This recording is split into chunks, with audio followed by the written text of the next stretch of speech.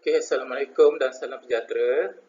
Okay, berjumpa lagi kita di dalam dunia matematik. Jom belajar matematik bersama Cikgu Syam.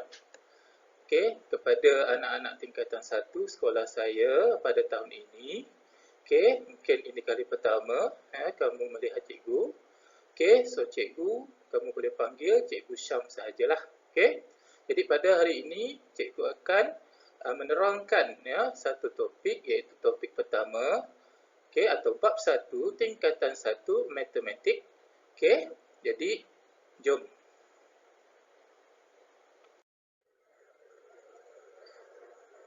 Baik. Okay, tajuk ataupun bab 1 matematik tingkatan 1 adalah nombor nisbah. Okay, pernah dengar apa itu nombor nisbah? Jom kita teroka. Okey, so di dalam bab 1, tajuk nombor nisbah ini, apakah yang kita akan pelajari? Yang pertama atau 1.1 iaitu integer. Okey, 1.2 operasi asas matematik. Operasi asas aritmetik yang melibatkan integer, pecahan positif dan pecahan negatif, perpuluhan positif dan perpuluhan negatif. Last sekali baru kita akan lihat apakah yang dimaksudkan dengan nombor nisbah. Okey. Anak-anak tahu gambar apa ni? Okey. So, kalau kita tengok situ, kita akan nampak salji yang tanah yang diliputi salji, maksudnya air dia ada ais, ketulan ais. Okey. So, sidang puncak perubahan iklim dunia 2015 di Paris telah membincangkan isu pemanasan global. Okay, pemanasan global telah menyebabkan kenaikan purata suhu global. Seterusnya akan menyebabkan pencairan glasier di kutub utara dan kutub selatan. Jadi tadi itu gambar di kutub utara dan kutub selatan lah ya. Jadi pada masa kini purata suhu di kedua-dua kutub itu adalah di bawah 0 darjah Celsius. Jadi bagaimana agaknya suhu di bawah 0 darjah Celsius diwakili dengan suatu nombor? Okay, bayangkan pada satu hari jika suhu di kutub utara dan kutub selatan meningkat sehingga 0 darjah Celsius, okay, apakah yang kita boleh ramalkan kesannya kepada bumi yang kita duduki? Anak-anak boleh fikir tak apa akan jadi? Okay, agaknya kenapa kita kena belajar bab ni ya? Okay, so kita kena faham anak-anak ya, di dalam matematik kita tak dapat lari daripada nombor. Okay, so nombor ni memainkan peranan penting kan dalam bidang perniagaan dan perdagangan, perbankan, okay, kejuruteraan dan sebagainya. Ya, jadi apakah kepentingan nombor dalam bidang-bidang yang kita ataupun saya nyatakan tadi? So anak-anak mungkin boleh Google, boleh bincang dengan rakan-rakan dan guru anda nanti. Okay, melintas zaman.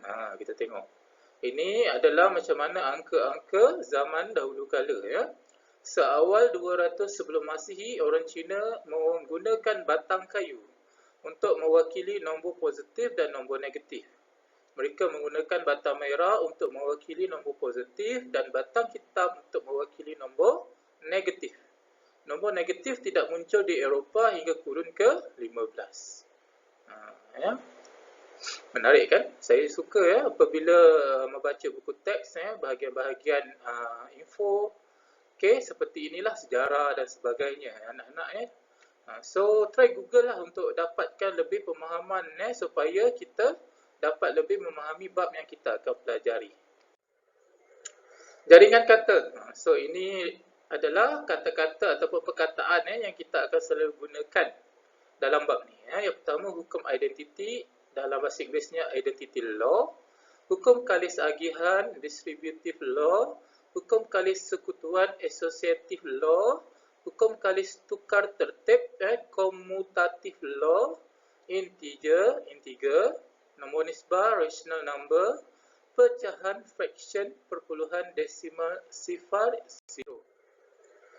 Okey, so kita mulakan 1.1 jadi untuk pembelajaran ataupun PDPC kali ini cikgu hanya nak fokus kepada 1.1 saja.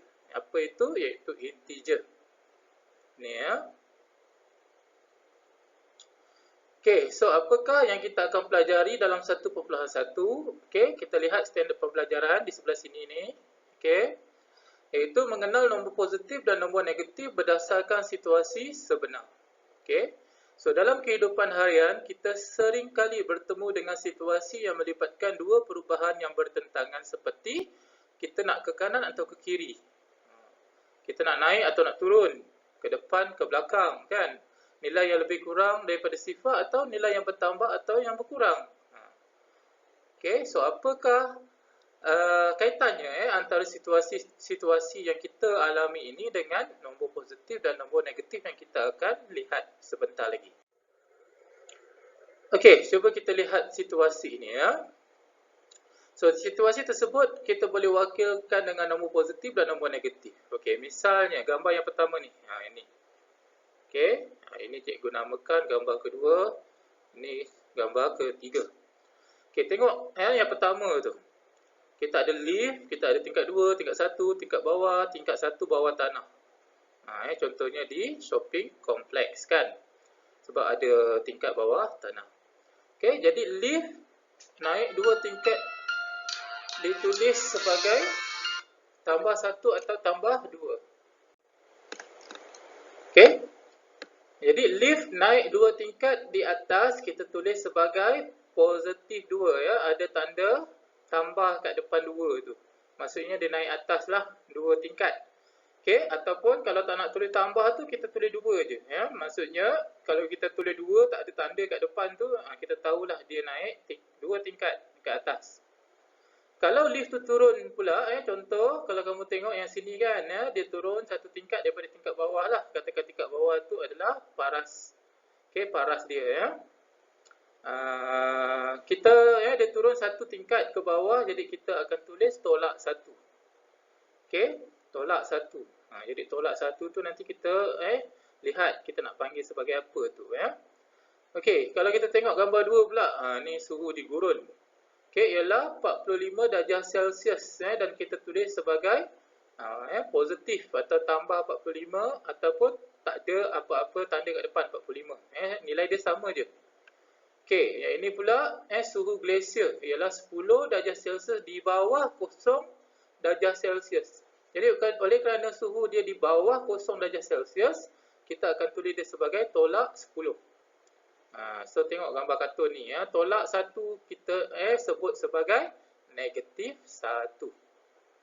Okey, nombor yang ditulis dengan tanda tambah ni ataupun kalau kita tak tulis dia atau tanpa tanda, misalnya tambah 2 tambah 45 atau kita tak letak tanda tambah tu, kita tulis 2 45 je. So ini dikenali sebagai nombor positif. Okey, kalau nombor yang kita tulis dengan tanda tolak tu, misalnya tadi kan tolak 1 dekat lift tadi dan dekat glacier tadi tolak 10. So kita kenali nombor ni sebagai nombor negatif. Jadi kita baca dia negatif 1 atau negatif 10. Okey, boleh faham anak-anak?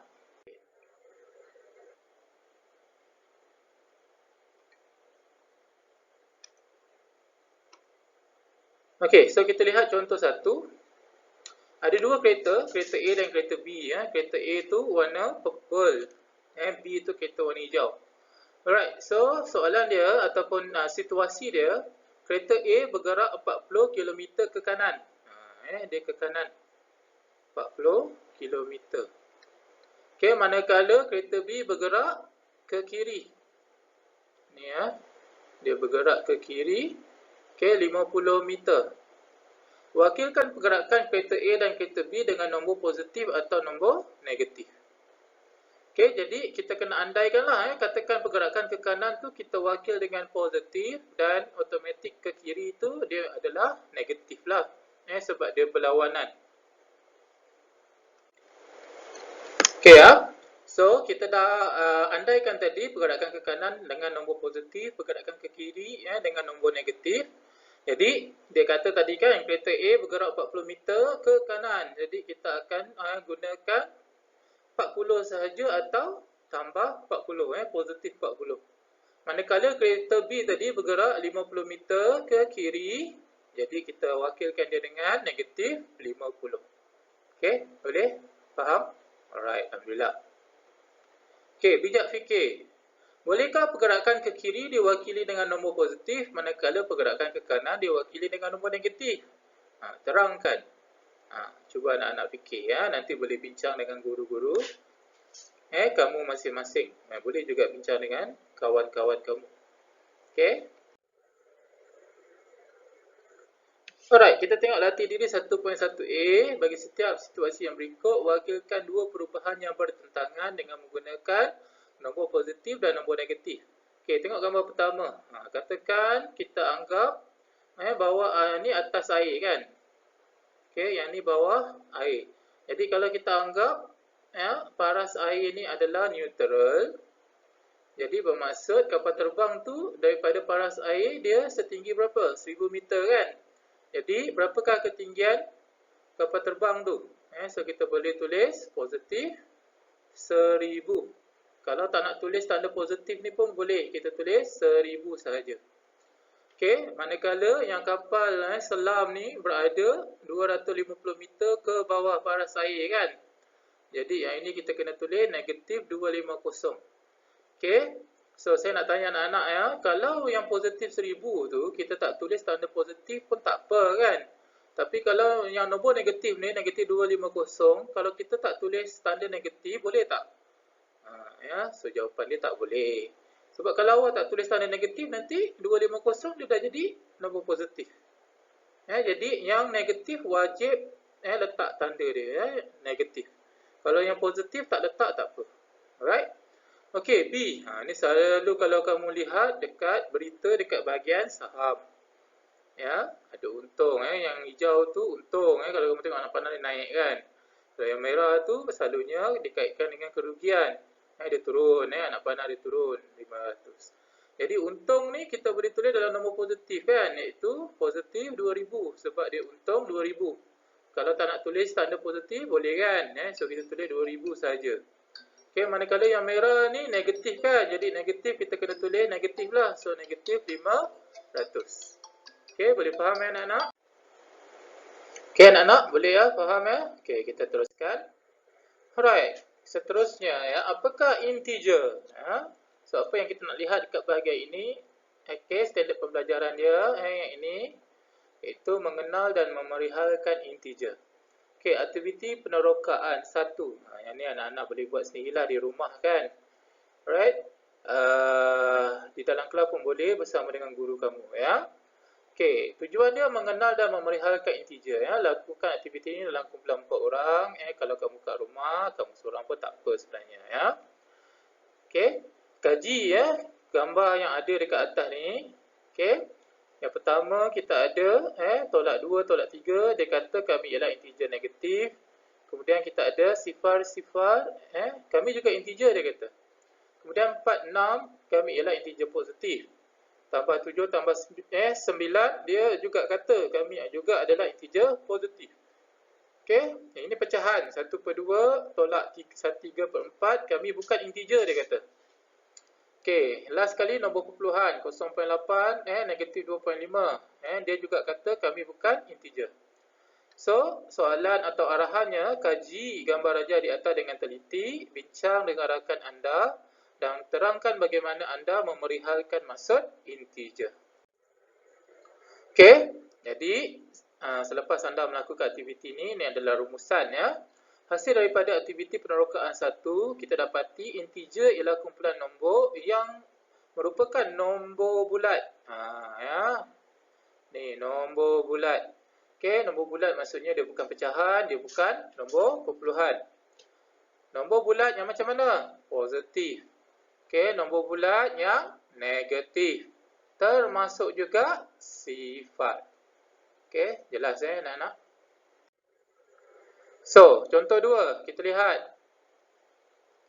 Tentukan sama ada setiap nombor yang berikut ialah integer atau bukan. Kita ada 15, 23, negatif 3.4, negatif 76, 0, 1/2, 6, 0.88, negatif 4/5, 301 dan negatif 239. So, ingat balik tadi definisi. Okey, nombor integer tadi dia kata nombor bulat. So, kita lihat nombor bulat. Okey, ni nombor bulat tak? Betul. Ni? Yes. Negatif 3.4 bukan kan? Sebab ni nombor perpuluhan. Betul. Sifar nombor bulat. 1/2 bukan sebab pecahan. Okey, 6 ya. 0.88 perpuluhan bukanlah. Negatif 45 ni adalah pecahan bukan. 301 betul. Negatif 239 betul. Okey, jadi yang mana satu integer? Saya tanda right tu semua adalah integer. Tulis balik. Tulis balik macam ni. Okey, dan bukan integer. Nombor perpuluhan dan nombor pecahan. Okey, jelas ah. Okey, so latih diri 1.1b. Okey, dalam jadual di atas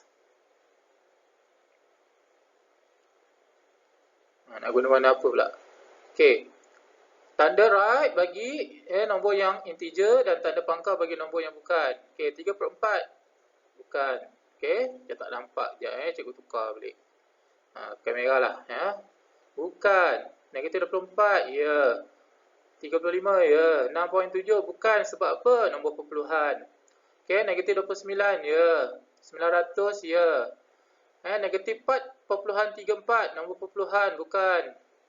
72 ya. Negatif 1/2 bukan sebab pecahan. Sifar ya. Okey, sebab integer termasuk sifar. Okey, salin raja di sebelah, pilih integer daripada nombor-nombor di bawah dan tulis dalam raja. Jadi kalau kita tengok, okey, yang integer kena letak dalam bulat biru lah. Yang bukan integer kat luar biru kan. Alright, jadi 0.25 kat luar kan. Ya. 1/3 kat luar juga. 48. 48 kita letak kat dalam. Okey, negatif 12 kat dalam. Okey, negatif 2.8 kat luar. Negatif 27 pecahan kan kat luar. 0 kat dalam. 59 kat dalam. Dah tak muat dah. 458. Okey, kat dalam. Sorry, cikgu tulis kecil dah tak muat. Okey, negatif 6 pun kat dalam. Maaflah kalau tak berapa nampak. Tapi begitulah kan. Supaya anak-anak faham So, anak-anak boleh try nanti Semua bahan-bahan yang cikgu paparkan ni semua di dalam buku teks. So, anak-anak boleh lihat saja daripada buku teks. Okey. Okey, bagaimana kita nak mewakilkan integer pada garis nombor? Okey, kita tengok standard pembelajaran. Wakilkan integer pada garis nombor dan membuat perkaitan antara nilai integer dengan kedudukan integer tersebut berbanding integer lain pada garis nombor. Okey, aktiviti penerokaan 2 Meneroka perwakilan integer pada garis nombor. Okey, arahan. Menerokai sendiri sebelum pembelajaran bermula dan berbincang dalam kumpulan 4 orang murid semasa pembelajaran. Jadi anak-anak boleh try kat rumah ni. Okey, kalau balik ke sekolah nanti masih tak faham ataupun sekarang pun kalau masih tak faham boleh hubungi guru-guru anda lah. Okey, buka folder yang dimuat turun pada muka surat. Ini sebenarnya ada QR code cikgu tak letak kat sini. Kamu boleh refer pada buku teks kamu. Okey, so dia sebenarnya dalam format GeoGebra ni Okey. Alright, jadi jawab soalan-soalan berikut. So sebenarnya anak-anak bila anak-anak papar buka QR code tu, dia akan paparkan yang ni lah. Okey. Alright. Jadi dia suruh jawab soalan-soalan berikut berdasarkan maklumat yang diperoleh daripada paparan Perihalkan nilai bagi integer 10 berbanding dengan nilai sifar. Okey. So 0 negatif 3 bermaksud kurang 3 daripada sifar. Jadi kalau 10 bermaksud dia 10 dari lebih bermaksud lebih 10 daripada sifar lah maksudnya. Okey. Bagaimanakah nombor negatif seperti negatif 1, 2 dan negatif 3 ditentukan? Bagaimana pula kita wakilkan garis nombor 1, 2, 3, negatif 1, negatif 2 dan negatif 3. Okey, kita akan lihat sekejap lagi So hasil daripada aktiviti penerokaan 2 tadi kalau kamu buat betul-betul, okey, didapati bahawa integer positif ialah integer yang lebih besar daripada sifar Manakala integer negatif ialah integer yang kurang daripada sifar. Jika arah ke kanan dianggap positif dan arah ke kiri dianggap negatif, maka kita dapat simpulkan bahawa bagi integer positif semakin besar nombor tu lebih daripada kosong, semakin jauh kedudukannya ke sebelah kanan pada garis nombor dan semakin besar nilainya. Okey, bagi integer negatif semakin besar kurang Semakin besar nombor itu kurang daripada kosong, maka semakin jauh kedudukannya ke sebelah kiri pada garis nombor, dan maksudnya semakin nilai kecilnya. Okey, kita tengok. Yang pertama ni jarak antara kosong hingga 1. Apa maksud dia? 1 bermaksud lebih 1 daripada kosong. Kalau 2 bermaksud lebih 2 daripada kosong. Kalau 3 bermaksud lebih 3 daripada kosong, kan? Maksudnya makin dia ke kanan daripada kosong, ni kosong okey, so nilai dia makin besar dan dia makin jauh daripada kosong okey. Kalau ke sebelah sini pula, cikgu guna lainlah, biru pula. Okey, sebelah sini So kalau negatif 1 maksudnya negatif 1 kurang 1 daripada kosong, negatif 2 kurang 2 daripada kosong, negatif 3 okey, kurang 3 daripada kosong. Jadi makin dia ke kiri, nombor dia makin jauh daripada kosong. Dan nilai dia sebenarnya makin kecil walaupun nombor dia makin besar. Okey, jadi dalam arti kata lain, kalau saya tanya antara negatif 3 dan negatif 2, mana lebih besar? Okey. Dia kalau ke kiri, makin dekat dengan kosong makin besar. Makin jauh daripada kosong dia makin kecil nilai dia. Jadi negatif 2 dekat dengan kosong kan, berbanding negatif 3. So negatif 2 lebih besar daripada negatif 3. Kalau sebelah kanan ni pula dia berbeza. Makin jauh daripada kosong dia makin besar nilai dia. Kalau kiri tadi makin jauh nilai dia makin kecil. So anak-anak kena fahamkan tu. Sebab bila kita masuk operasi nanti anak-anak akan menghadapi masalah kalau anak-anak masih tak faham Okey, lengkapkan garis nombor dengan nombor yang berikut. Alright. So, dia letak kat sini negatif 12. Okey. So, agak-agaknya negatif 30 ataupun kita tengok mana yang dekat dengan negatif 12. Okey, negatif 6 must be kat sinilah. Kenapa? Sebab negatif 12 dengan negatif 6 lebih dekat ataupun dia lebih ke kanan kan? Dia lebih dekat dengan kosong. Jadi, negatif 30 dan negatif 36 mana yang lebih jauh daripada kosong? Mestilah negatif 36 lebih jauh daripada kosong. Jadi, automatik negatif 30 kat sini. Okey, jadi dah sah-sah lah dekat sini adalah 6. Okey, so boleh baca dia punya penyelesaian ni. Negatif 36, negatif 30, negatif 12, negatif 6 ialah integer negatif. Makanya tadi kita dah bagi tahu kan. Okey, kalau antara nombor-nombor negatif, kalau nilai dia makin besar, dia makin jauh daripada kosong. Okey, bermaksud antara 4 nombor ni negatif 36 yang paling jauh. Jadi itu sebab dia dekat sini. Kemudian negatif 36 dah habis. So tinggal 3 nombor kan. Jadi negatif 30 seterusnya yang paling jauh. So dia mesti kat sini. So next tinggal 2 nombor kan. Jadi negatif 12 dah dekat sini. Jadi negatif 6 mestilah dekat sini. Okey, 6 ialah integer positif. Jadi 6 mestilah berada di sebelah paling kanan. Kat sini. Okey, boleh faham tahukah anda suhu terendah yang direkodkan kira-kira negatif 93 darjah Celsius di Antartika pada Ogos 2010. Mesti kalau kita kan dekat peti ais kita, peti sejuk rumah kita, kalau kosong darjah pun agaknya beku dah kan. Kalau kamu pakai aircon tu yang paling rendah pun 16 darjah Celsius pun kamu dah beku agaknya kan. Bayangkan kalau suhu dia dah negatif 93, apa jadi? Okey, kita teruskan. Latih diri lagi anak-anak Bagi setiap yang berikut, tentukan dan tandakan kedudukan integer yang diberi itu pada satu garis nombor. Okey, jadi yang ini kamu kena try. Okey, cikgu nak kamu buat sebagai latihan pada hari ini. Buat dalam buku tulis. Kalau kamu belum ada buku tulis, tak apa. Guna saja buku tulis daripada sekolah rendah pun tak apa. Buat teman-teman buat sementara ni. Kalau kamu nak beli buku kosong daripada kedai pun boleh. Tak ada masalah. Okey, tapi guna buku kosong yang sesuai lah. Tak nak buku 5, tak mau. Okey, so buat soalan ni, soalan 1.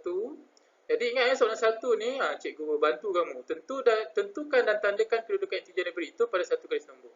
Jadi kamu kena buat garis nombor, letak neutral dia kosong. Kosong ni bukan positif, bukan negatif, tapi dia integer kan. So, lengkapkan. Yang ini pun sama, kosong dan lengkapkan, letak nilai-nilai ni pada garis nombor ni. Okey, pada garis nombor. Lengkapkan setiap garis nombor yang berikut. Awak kena tahulah dia dah kasih garis nombor berapa agak-agak nilai dekat petak ni. Ya, try ya. Okey.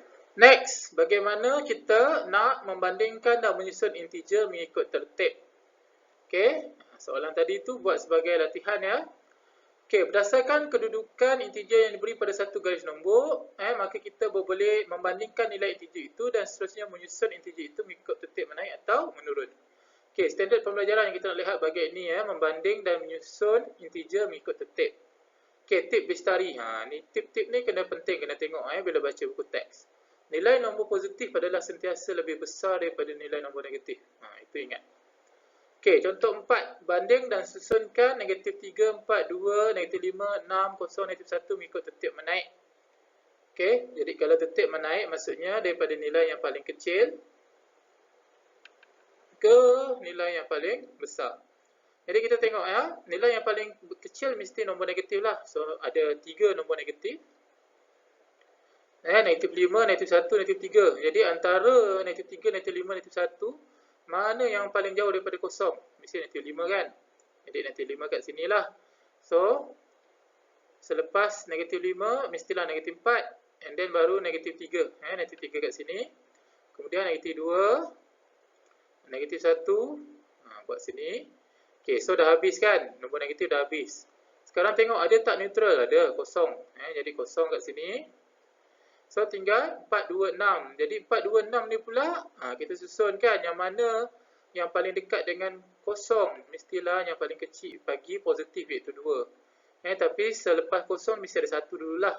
Kemudian 2, 3, 4, 5, 6. Okey, yang kamu perlu susun tu kamu bulatkan Yang tak ada, yang kamu tak bulatkan tu tapi kamu tetap kena tulislah sebab kalau ikut dia adalah berada di situ. Okey, untuk yang B tu pun samalah kamu buat dengan kaedah yang sama, tapi kali ini B ni dia menurun. Okey, menurun pun samalah sebenarnya. Sama je. Okey, cuma kalau tertib menaik, okey tengok anak panah dia warna biru. Daripada ke kiri dia pergi ke kanan. Ni. Jadi ini menaik. Kalau menurun tengok dia guna anak panah warna merah daripada ke kanan pergi ke kiri. Anak panah dia ke sana. Itu je bezanya. Kedudukan pada garis nombor sama je. Cuma anak panah dia berbeza. Boleh faham Okey, latih diri 1.1D. Banding dan susunkan nombor-nombor tu mengikut tertib menaik dan tertib menurun. Jadi anak-anak buat juga soalan ni di dalam buku teks kamu. Okey. Okey, soalan ni berada di dalam buku teks. So, tolong buat sama dengan latihan tadi, 1.1C di dalam buku tulis kamu. Okey, so bila nak hantar, bila kita berjumpa nanti di kelas, di sekolah, kamu boleh hantar dan cikgu akan semak satu-satu. Okey, so buat sama macam contoh tadi. Right. Next, mahir diri 1.1. Jadi soalan ni pun cikgu nak kamu cuba. Okey. 1A, 1B, 1C, 1D, nombor 2, nombor 3, nombor 4, nombor 5. Okey, semua ni buat dalam buku tulis kamu. Okey, sebab kita ada masa. Kamu kena buat anak, kalau tidak nanti bila kita masuk 1.2, perwakilan, operasi dan sebagainya, kamu akan ketinggalan dan kurang faham kalau kamu tak cuba. Okey, sebab pentingnya kamu tahu kedudukan, nombor positif, nombor negatif dan neutral tadi, sifat. Okey, mana lebih besar, mana lebih kecil, kan? Itu semua penting. Kalau tidak, kamu akan menghadapi masalah. Okey, jadi anak-anak, sekian saja PDPC kita pada hari ini. Jangan lupa ada 3 latihan yang cikgu suruh kamu buat dalam buku tulis. Cikgu ulang 1.1C, 1.1D dan mahir diri 1.1. Jadi anak-anak, selamat berjumpa lagi pada PDPC ataupun kelas seterusnya di mana kita akan lihat pula 1.2 Okey, itu saja untuk dari saya. Okey, assalamualaikum dan salam sejahtera. Semoga kita semua dirahmati Allah.